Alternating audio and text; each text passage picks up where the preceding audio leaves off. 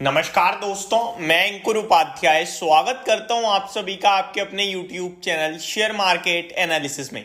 यहां आप सभी के साथ डिस्कस करने वाला हूं पेटीएम के स्टॉक को। पेटीएम में बीते 3-4 ट्रेडिंग सेशन से अपर सर्किट लग रहा है और 5% का अपर सर्किट है, डेली बेस पे अपर सर्किट है। निवेशकों को कहीं ना कहीं राहत मिल रही है स्टॉक में, जो ये मूवमेंट आ रहा है, तेजी बन रही है। ऐसे में अब शेयर धारक ये जानना चाहते हैं कि भाई साहब क्या यहाँ पे हम फ्रेश एंट्री ले लें। तो पहली बात तो ये कि आप कितनी भी कोशिश कर रहे हो, आप ये शेयर खरीद नहीं पाओगे क्योंकि अपर सर्किट पे है। तो अगर आप डेली 5% पेटीएम को देखते हो ऊपर है और डेली सोचते हो यार कल कल कल कल कल कल काश मिल जाता तो मेरा पैसा बन जाता, तो आप बिल्कुल गलत सोच रहे हो, क्योंकि यहाँ पे जब खरीद ही नहीं पा रहे तो क्या सोचना। दूसरी बात, जिनके पास शेयर्स हैं वो भी कंफ्यूज्ड हैं कि मैं इस शेयर को बेच दूं या रखे रहूं, क्योंकि अगर मैंने आज बेचा कल फिर अपर सर्किट लग गया तो मेरा तो नुकसान 5% का, उसके बाद फिर लग गया फिर मेरा नुकसान।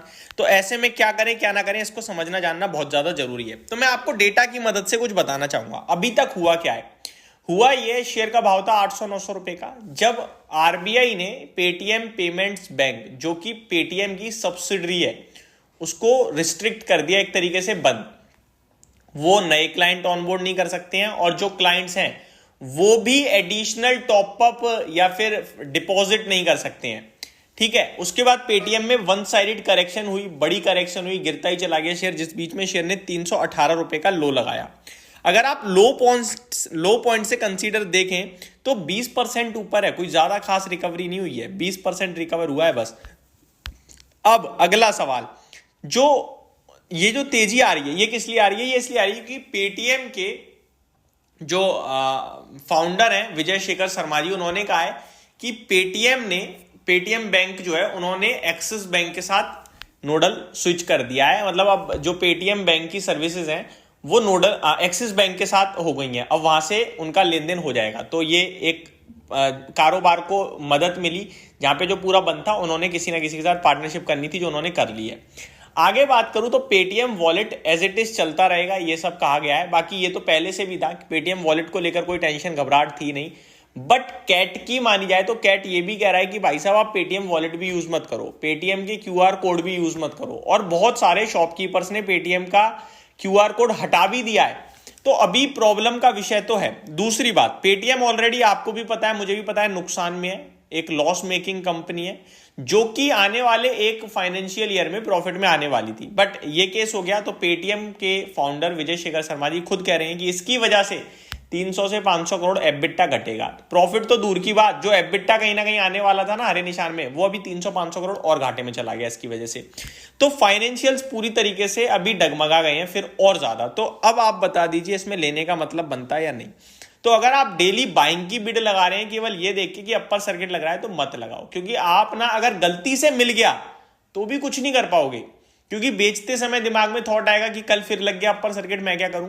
और अगर आपने 5% के प्रॉफिट से बेच दिया, अगले 3 दिन और सर्किट लगा, तो आप बहुत दुखी हो जाओगे। आपको 5% का प्रॉफिट नहीं दिखेगा, आपको जो 15% छूट गया उसका दुख ज्यादा होगा।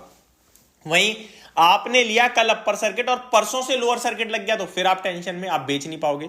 तो अवॉइड कर दें, इतनी कोई वो जरूरत नहीं है। मार्केट में बहुत शेयर्स पड़े हैं और बहुत शेयर ऐसे हैं जो डेली 5 से 10% का मूव दे रहे हैं। फोकस कीजिए, आप नहीं पकड़ सकते डेली वालों को, बट आप किसी अच्छी क्वालिटी के शेयर में निवेश कीजिए और बने रहिए, तो पैसा डेफिनेटली बनेगा। तो पेटीएम में मेरी एक ही राय है कि इसमें बिल्कुल एवरेजिंग और बाइंग करने की कोशिश ना करें। कर तो पाओगे नहीं, बाकी कोशिश भी ना करें। और जिनके पास है, अपने लॉस के अकॉर्डिंग पोजीशन को इस अपर सर्किट में हल्की हल्की कम करने की कोशिश करें। यही कहूंगा, पेटीएम को स्विच करें कहीं और। बाकी इस तेजी में आई कितने लोग रहे हैं, 9 लाख वॉल्यूम आज ट्रेड हुए हैं, जब गिरता है तो एक 5-5 करोड़ शेयर्स ट्रेड हो गए हैं, आपको भी पता है। तो अवॉइडेबल स्टॉक है मेरी नजरों में पूरी तरीके से।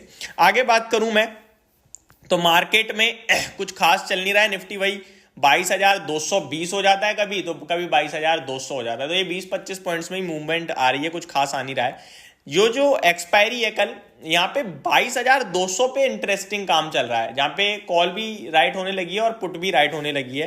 मेरे को लगता है मार्केट लेकिन ऊपर की तरफ जाना चाहिए, क्योंकि पुट जो है वो 22,200 के साथ साथ 150 और 100 पे भी राइट हुई है, यानी कि पीछे से सपोर्ट बहुत ज्यादा है और ऊपर से केवल एक ही प्रेशर है अभी। तो ये मेरे को दिख रहा है स्क्रीन पे, जो मैंने आपके साथ डिस्कस करा। बाकी मार्केट में हल्की सी जो वीकनेस है वो आपका मेनली आते हुए दिख रही है आईटी स्टॉक्स की द्वारा, और जो तेजी आज आने का काम कर रही है वो रियल एस्टेट स्टॉक्स में, पीएसयू बैंक्स में और मेटल्स में अच्छी मूवमेंट है। बाकी मीडिया सेक्टर सबसे ज्यादा टूट रहा है, बट उसका वेटेज ही कितना है, और वो एक ही वजह से टूट रहा है, जील के स्टॉक की वजह से, जो 11% नीचे दिख रहा है आपको। तो ये अभी की खास अपडेट थी, होप आपको सारी जानकारी समझ में आई होगी। Thank you so much for watching this video, have a great day guys.